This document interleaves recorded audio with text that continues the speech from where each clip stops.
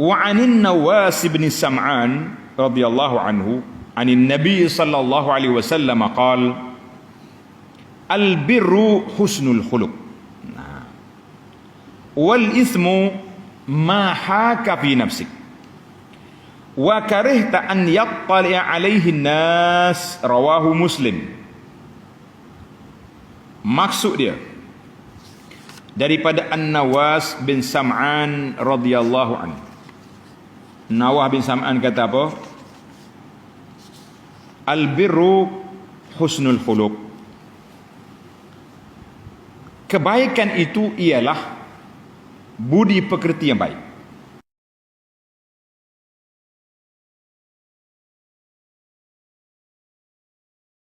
Apa makna al-bir?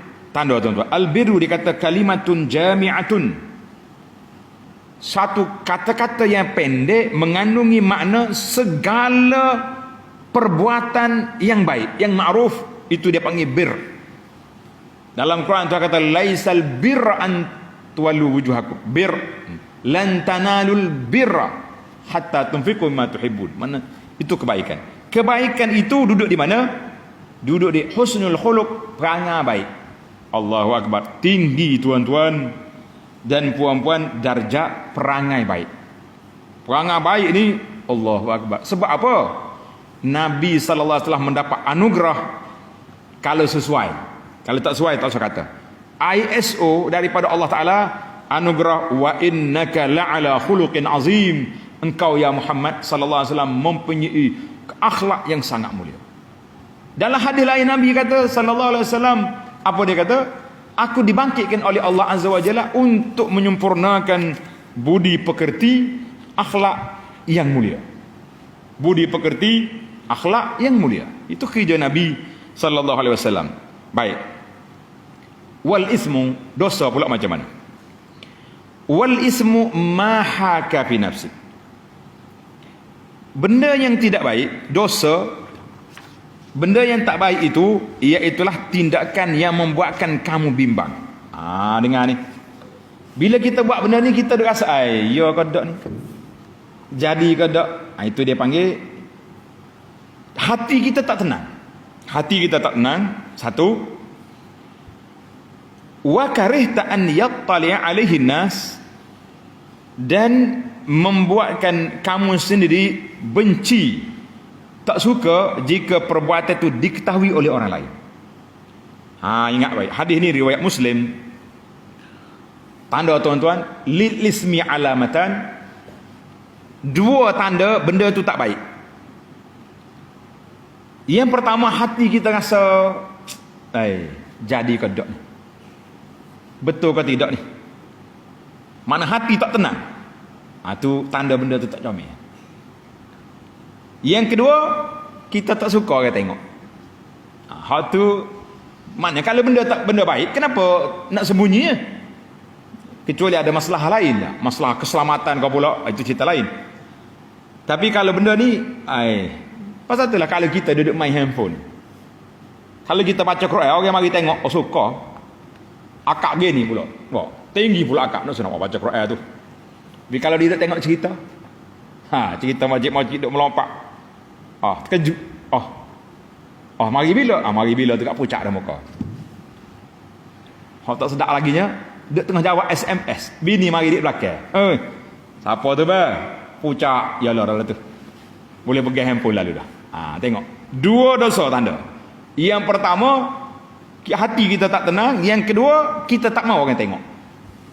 Kecuali benda strategi peperangan, itu tak apalah. Kita tak mau orang tengok. Tapi kalau setakat benda awam biasa tak mau orang tengok, itu mahaka fi nafsik. Mu tak suka orang tengok, maka ini di antara benda yang tidak baik. Allahu akbar. Maka dalam hadis ini Nabi sallallahu alaihi wasallam mengajar kepada kita, dia panggil aslul fitrah. Fitrah manusia ni dia tak boleh terima benda tak baik. Dia tak boleh terima benda tak baik. Kan? Maka bila rasa dalam jiwa kita tak tenang satu benda ni, usahlah kita ambil-ambil. Ana jumpa satu kes. Seorang perempuan dia pergi haji kan. Dia kata, ustaz, dia nak jumpa dia dengan suami dia, nak jumpa saya. Bila jumpa satu tempat, dia kata macam mana ni ustaz, suami saya ni pelik. Dia pergi, kalau malam Jumaat tu dia pergi berzikir, entah apa-apa bacaan yang dia bawa balik pelik-pelik. Akhir sekali dia balik, dia kelahi dengan saya pula. Saya tahu dengan ustaz ceramah, orang yang berzikir ni hati tenang, ni pergi berzikir balik nak kelahi, asyik nak cerai bini. Ni apa penyakit lagu ni, dia kata. Oh sudah. Bila kita tanya siasat-siasat ni, dia sendiri berasa saya pun kena ragu juga dengan ajaran tuan guru tu. Sebab itulah perkumpulan dia ni, dia tak bagi. Nak orang nak masuk ni dikenal pasti muka-muka yang telah direkrut kata orang ni. Mana kalau hok mengajar pelik-pelik tu ada masalah, ada problem lah tu. Kalau kita tak ada masalah, mari. Ni siapa ni? Pegawai pejabat agama. Dipersilakan ustaz duduk. Ni pegawai polis, silakan. Awak penguat kuasa, mari.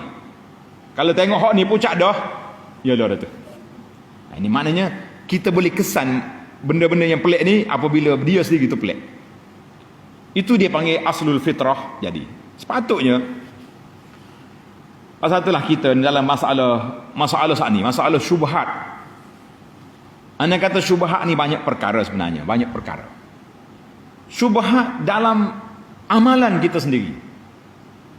Bila satu perkara isu, ada ulama kata harus. Kita kata kita berdoa minta dengan orang mati ni harus, sebab ada hujah gini-gini. Mari ulama lain kata tak boleh. Ini boleh membawa kepada khurafat, bahkan boleh membawa kepada syirik. Besar bantahan tu. Habis kenapa kita nak rempuh masuknya? Carilah amalan-amalan yang hati kita tenang. Kalau orang dengar pun tak ada siapa larang. Banyak lagi. Ni dalam kitab Riyadhus Shalihin kita banyak hadis-hadis, bacaan-bacaan, amalan-amalan. Imam Nawawi pula bawa dalam kitab di Al-Azkar. Doakan insya-Allah saya nak baca kitab tu di sini. Boleh sekali khatam.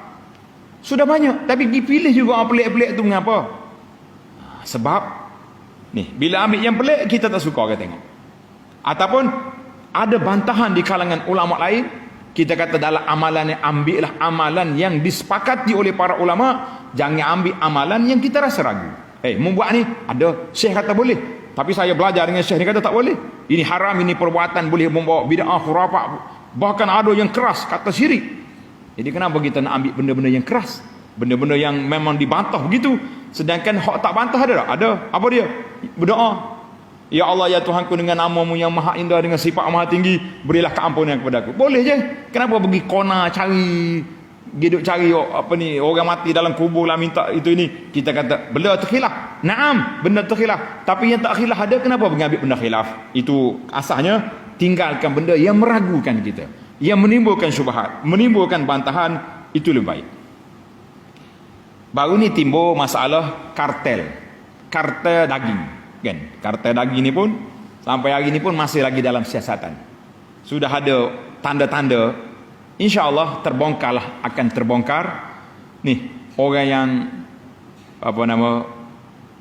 dalang di sebaliknya dah mula ada pendakwaan. Kita kata insya-Allah benda ni terbongkar. Kita berdoakan supaya penjahat penjenayah ni dapat dibawa ke muka pengadilan. Jangan gopoh lah slow-slow. Baik, macam mana dengan daging-daging yang kita nak hari ni? Ini atas kita lah.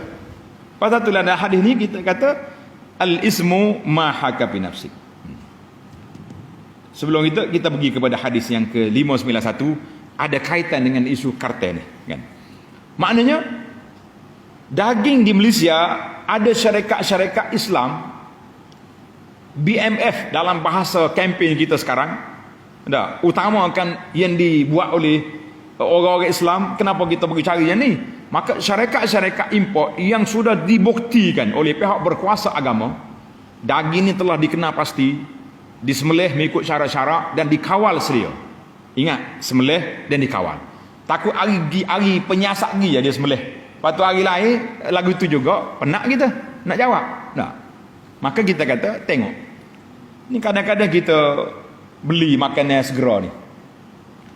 Burger, daging-daging sosis ni, tak usah panggil hot dog. Kalau hot dog memang nama haram dah. Tak usah cakap dah tu. Nama dia tu memang haram. Dog tak ada siapa kata halal, kan? Kecuali ada manusia lain, cerita lain. Maka Nama-nama syarikat-syarikat yang tidak dikenal pasti usah dibeli. Beli hak syarikat-syarikat orang, oh tak ada tu lah. Hak tak ada tu sama makan, tak mati, tak makan apa. Kita pergi cari di kedai hak jual benda tu. Itu lebih baik, lebih tenang hati kita. Kita nak balik masuk dalam mulut anak isteri kita, biarlah yang kita pasti halal. Halalan tayyiban. Jangan mari syarikat ke apa ni? Tahu ada lagu halal pakai jadi. Lah, learn ni tengok di kartai daging, logo halal saja tu yang buat dia. Orang boleh buat. Ini pengalaman saya. Duduk di luar negara, banyak kita pergi beli benda-benda frozen. Tapi kita tengoklah syarikat mana. Masuk di kedai daging, ayam, ada tulis halam, alif lam halal. Syarikat mana tahu, dia tak ada jakim situ. Duduk negeri Arab. Disembelih mengikut cara Islam. Oh, kita pun tenang. Oh, sembelih ikut Islam. Beres. Gi tempat daging, sembelih ikut Islam. Beres. Gi tempat ikan, ini sedap kali ni. Mazbuh ala syariatil Islamiyah. Disembelih mengikut cara Islam. Plastik ikan pun sembelih juga. Apa jadi? Daging, ayam, ikan, sembelih belaka. Jawabnya tiga-tiga kena campur belaka. Mana habis macam mana? Mula ragu dah kita tu. Mari keraguan. Bila ragu, tak usah makan daging-daging. Pasal tu kalau dia dimakan restoran di negeri Arab, dia tulis laham baladi. Dia tulis besar di kedai makan, laham baladi, maknanya daging tempatan. Hak sembelih sini. Kalau hak daging import dia tak tulis gapo lah, pakai senyak gitu. Tapi harga berbeza. Hak ni laham baladi, satu nafas, satu pinggan bekas makanan 20 rial. Hak laham dia panggil khariji, hak tu mungkin 15 rial, 10 rial. Berbeza. Jadi kita kalau kita rasa nak tenang hati, jangan duk makan hak tu. Pakai hak ni.